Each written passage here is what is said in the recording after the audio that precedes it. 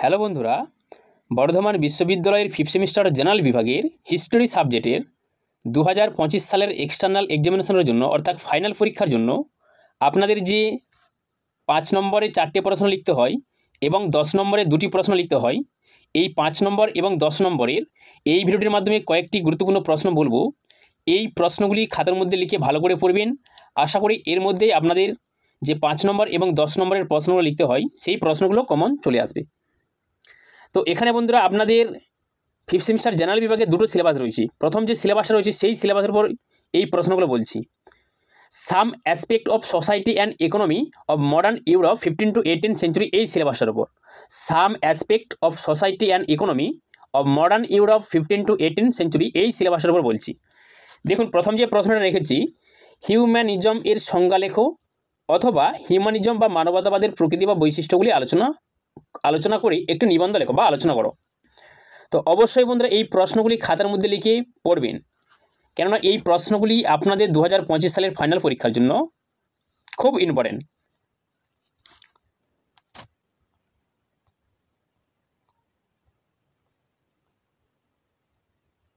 এই প্রশ্নটি একটু করবেন। ধর্ম সংস্কার আন্দোলনের কারণগুলি আলোচনা করো। ধর্ম সংস্কার আন্দোলনের কারণগুলি আলোচনা করো।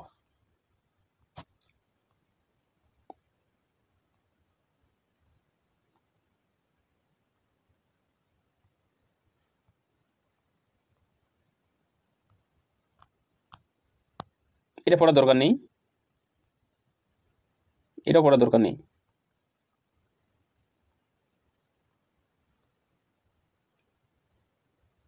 এই প্রশ্নটা একটু দেখবেন।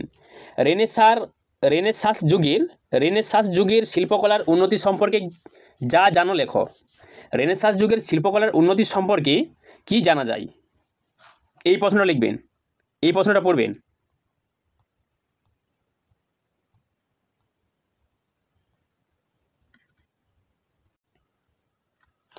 ইউরোপের সামন্ততন্ত্রের অবক্ষয় বা পতনের কারণগুলি কী ছিল, এটা পড়ার দরকার নেই।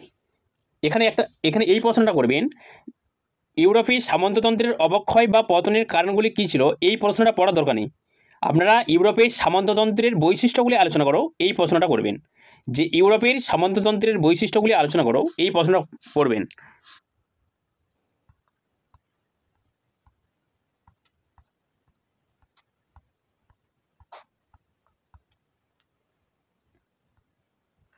রেনেসাঁস যুগের সাহিত্য সম্পর্কে আলোচনা করো, এটা পড়ার দরকার নেই, এইটা পড়বেন। রেনেসাঁস যুগের শিল্পকলার উন্নতি সম্পর্কে কি জানা যায়। রেনেসাঁস যুগের শিল্পকলার উন্নতি সম্পর্কে যা জানা লেখো এইটা পড়বেন।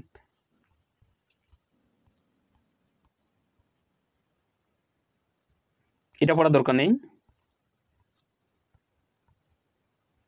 এই প্রশ্নটা পড়বেন। ইংল্যান্ডের শিল্প বিপ্লবের কারণগুলি কী ছিল। ইংল্যান্ডে শিল্প বিপ্লবের কারণগুলি কী ছিল, বা শিল্প বিপ্লব বলতে কী বোঝো, শিল্প বিপ্লব বলতে কী বোঝো, শিল্প বিপ্লবের কারণ ও ফলাফল বর্ণনা করো। শিল্প বিপ্লবের কারণগুলি আলোচনা করো।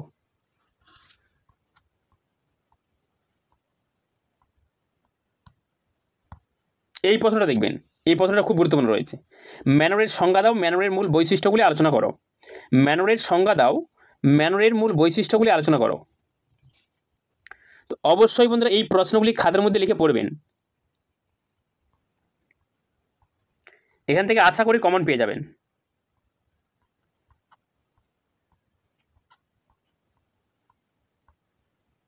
এই প্রশ্নটা পড়বেন। নবজাগরণ ইতালিতে কেন প্রথম আত্মপ্রকাশ করে। নবজাগরণ ইতালিতে কেন প্রথম আত্মপ্রকাশ করে।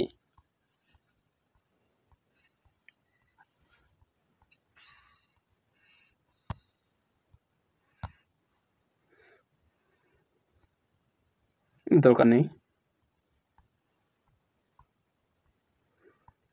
যেহেতু আপনাদের অনেক কলেজে ফর্ম ফিল আপ হয়ে গেছে আর বেশি দিন সময় নেই, হয়তো 1.5 থেকে 2 মাস সময় রয়েছে, তাই কয়েকটি প্রশ্নই আপনাদেরকে বলবো। যে প্রশ্নগুলি আসার মতো সেই প্রশ্নগুলি বলবো।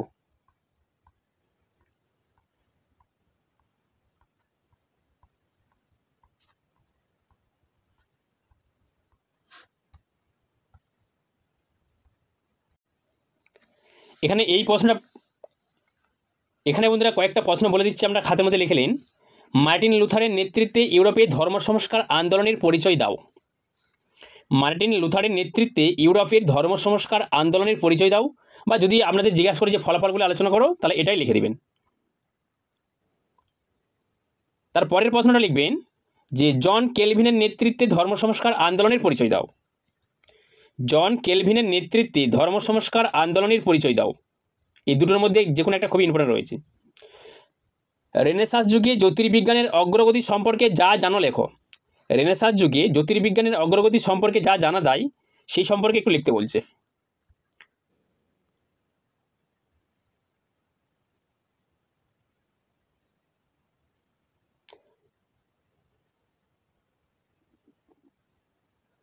ষোড়শ ও সপ্তদশ শতকে ইউরোপের পুঁজিবাদের উদ্ভব সম্পর্কে যা জানো লেখো। ষোড়শ ও সপ্তদশ শতকে ইউরোপের পুঁজিবাদের উদ্ভব সম্পর্কে যা জানো লেখো। এই প্রশ্নটা লিখবেন যে ষোড়শ ও সপ্তদশ শতকে ইউরোপের পুঁজিবাদের উদ্ভব সম্পর্কে যা জানো লেখো। আর এটা লিখবেন জার্মানিতে কৃষক বিদ্রোহের কারণ আলোচনা করো। জার্মানিতে কৃষক বিদ্রোহের কারণ আলোচনা করো। জার্মানিতে কৃষক বিদ্রোহের কারণ আলোচনা করো।